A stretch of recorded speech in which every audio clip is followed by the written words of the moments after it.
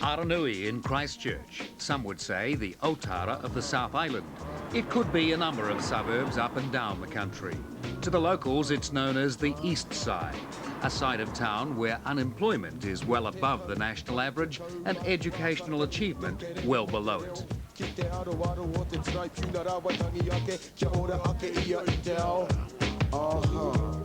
Dallas Simmons is typical of many young women in Aranui. Having left school at 17 with no qualifications, she's now an 18-year-old single parent living on the DPB. When I was at school in like fifth form or fourth form or whatever, I was waiting for lunchtime to come so you could go and have a smoke behind the gym or something. Jeremy Tukaki was a father at 13. His daughter's now 4. His background of car conversion, violence, drug and alcohol abuse and truancy was leading him down a path to the local prison or worse. Would have been third form. We were just getting up to stupid things. They did a burglary and stole a gun from somewhere. Ended up mucking around for trying to be, I don't know what they were doing, and pulled the trigger and it was loaded. And one of my mates was killed from that. 18-year-old Cherie Irwin has lived all her life in the heart of Aranui. Another chronic truant, she hated school but showed plenty of talent at netball, touch and rugby. I didn't go to school very often at all, actually, apart from one class which was history I went to all the time and I passed it. I just didn't go to school. I just didn't want to go to school. I thought it wasn't for me. I thought school wasn't for me. That I didn't know what I was going to be, a dole bludger or something, just live on the dole for the rest of my life. 17-year-old Peter Arce has a history of aggressive behaviour and avoiding school. He didn't like the system, and his days within it were numbered. I think Deputy Principal called me into his office and just suspended me. Yeah, just for not turning up to classes and stuff, not turning up to school. And then from there on, I just said, oh yeah, sweet, I'll just go home. And I just stayed home from then on. I was supposed to go back. I just couldn't be stuffed with school. These 4 teenagers once only had truancy and a lack of inspiration in common, but all 4, and many like them, have come back to education. We'll follow their year at Aranui's controversial Sports Academy, where they're allowed to specialise in a subject they know how to succeed in. I think sensible people actually saw that this is okay. One of the things I had to face was people saying, this is cheating. What you're doing is wrong. I mean, this is not school. I've even heard feedback from senior politicians saying, why aren't they all doing bursary? The school still caters for traditional bursary subjects, but its academies now provide a wide range of alternatives alongside the mainstream curriculum. Here on the East Side, the most popular academies teach sports, the one subject at which many of these kids excel naturally. All other subjects are linked to a sports theme. All we were saying was, let's take a bunch of youngsters who are passionate about sport and give them 12 hours of sport. Well, I've got kids doing 12 hours of art, fine art, for bursary. They can do painting and photography and sculpture or drawing or whatever, 12 hours a week. Or they can have 12 hours a week being a scientist or 12 hours a week being an art historian and classicist. There's no job ahead for them being, how many artists to get employed? No one challenges the fact that it's okay for them to be involved in their passion and study it in depth and at length. Sport was the draw card to lure them back to school, but more importantly, it provided a framework for the discipline and control their teachers and parents had long since lost. I'd say, you're not going out tonight, Jeremy, and he would just say, see you later. How are you going to stop me? For about 2 or 3 years I lived with a mate from intermediate because I wasn't getting on too well with my mum. Yeah, started getting in trouble with the law and that. The main thing Jeremy was doing most of the time was stealing cars, which was a real worry because he was, 13 and he was punching RX-7s and quite flash cars, so he was getting into lots of fights. And at one stage came home one morning and he'd been hit in the face with a gun. Well, basically I was looking at going to Kingsley because I've been to court so many times before. Fifth form, I really lapsed, where I just cruised with my mates. We did nothing, never went to school. What is a skill? I can't sit there for a whole hour and just take notes like this. I just can't do it. If the academy hadn't come about, I wouldn't be second year, seventh at school, that's for sure. I'd probably be on the dole, like a few of my friends. Being on the dole doing nothing. Dallas Simmons was uninspired rather than troublesome, but she still left school unqualified and she felt unemployable. I hate being on the benefit because, you know, you feel a certain amount of, like, control, like somebody's got a hold over your life. You're not in control of your life yourself. Sam, I am. I was getting really frustrated with just sitting at home, waiting for payday to go shopping and, you know, just trying to find something to do every day. I was thinking about, like, going back to school, but then just thinking, nah, it ain't gonna do much for me. Just gonna be another, you know, drop out again. The school's role was falling, its reputation was poor. Something had to change, so the principal surveyed its catchment. When the team involved in the student employment program came back from interviewing all their kids and told me, Graham, the only thing they're interested in is sports. Why can't we have sports as a subject at school? I said, well, why not? What started as a pilot scheme with 35 students 4 years ago has now grown to a roll approaching 300.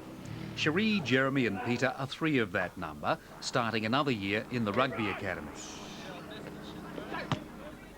Dallas is starting her first year in the netball academy. A few months in, and she's still fighting a losing battle against her habitual lateness. Oh, no, because I get everything organised like the night before normally. So the person is Shakespeare, so you might want to say, who is he? I hope my English teacher isn't angry at me. Remember, the purpose of this research assignment is that you understand the process. I don't know why it takes me so long. I've always been late my whole life. My whole family is late.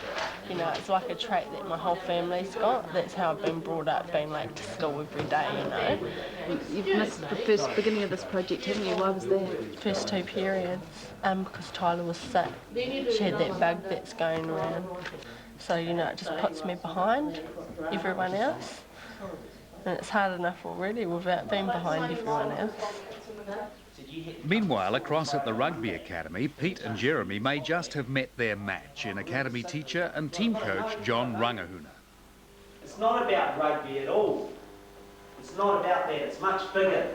And if you don't like school and you don't want to come to school, then tell me, because what you're doing is just jerking me around and wasting school time and leave school. If they thought they'd find another conventional teacher they could con, the notion is quickly dispelled. Like, quite frankly, that's just bullshitting me, you know. I just don't like bullshitters, because I've given them every opportunity, and just don't bullshit me. Because like, I won't bullshit you guys, and I don't expect you to do the same back to me. Don't bullshit me. Just be honest.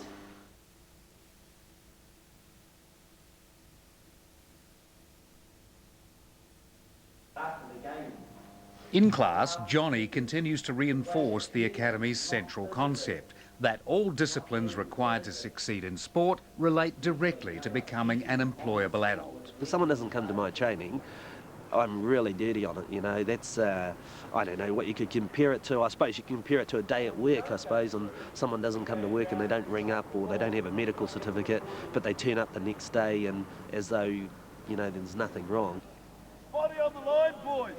It's obviously a new experience for some of these boys, but Jeremy had, quite by chance, experienced Johnny's no-nonsense attitude already. We moved in next door to Johnny, which was, I thought that at the time was a bit of a punishment, but I suppose it wasn't. I remember the first day I met him, I was kicking the fence, I was angry at my mum. Came over, told me to kick my ass if I don't stop kicking his fence. That's the first day I met him. I've seen a lot of the bad times that he went through, and I'm so pleased because he's to see him sort of get his act together.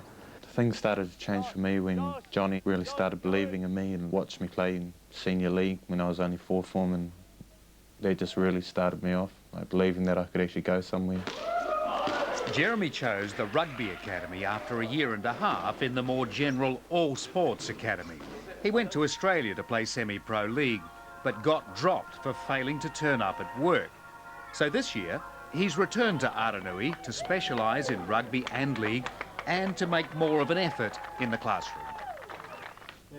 Okay. What sort of person are you? If I said to you, think of 3 things about yourself, what sort of person? Are you still like smoking? 3 things about myself.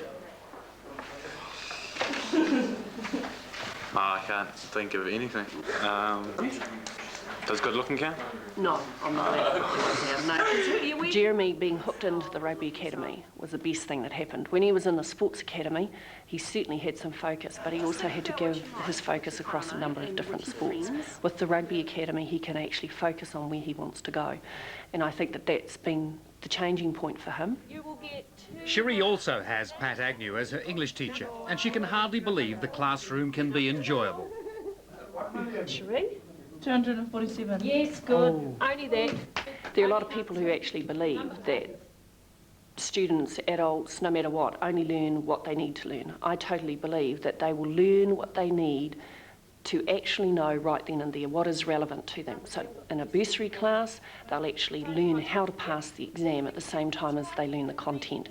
And that's how some people pass bursary. And at the end of that time, they may not actually retain that information.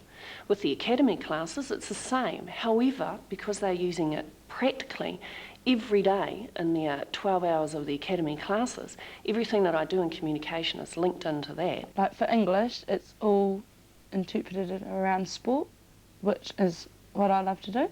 So like, to do an essay, we'll do it on like the Crusaders game or the Silver Ferns, you know, netball, rugby, which is me and most of the other people in the academy. And it's that simple dose of relevance that's making the difference for these students. October the 1st. Yes, October. Cherie's attendance used to be a problem when she was in the mainstream, but she's changed that right around.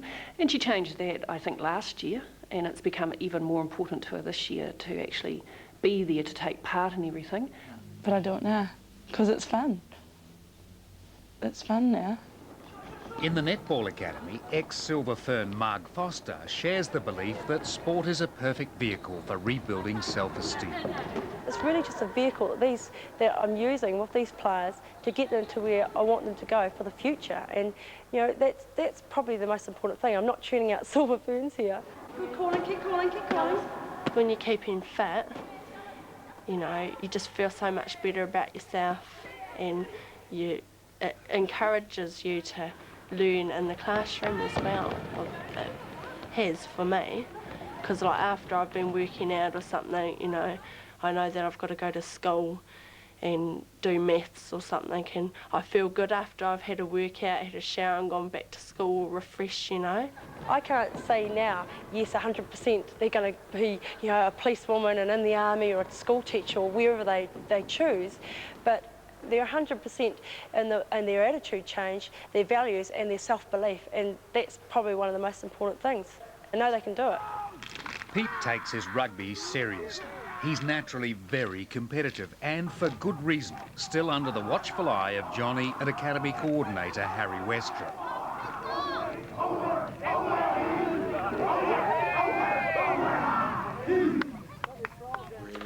In the classroom, all that energy is being constructively harnessed, at least some of the time.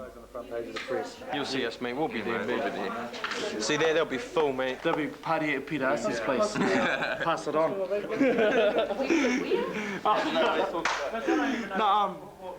Can I say, like, you know, I've changed, like, ways of, like, how I used to be? Absolutely, that would be terrific. Oh, yes, sweet.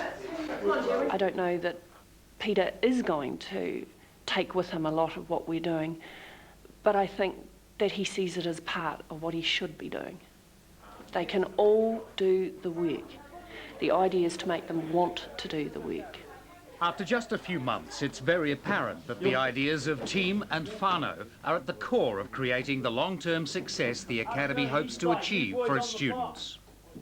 They're really, really good at this game. And we're going to show them today our talent. No me here in this team. The It's all about us. It's about team. It's about whānau. It's about brothers, eh?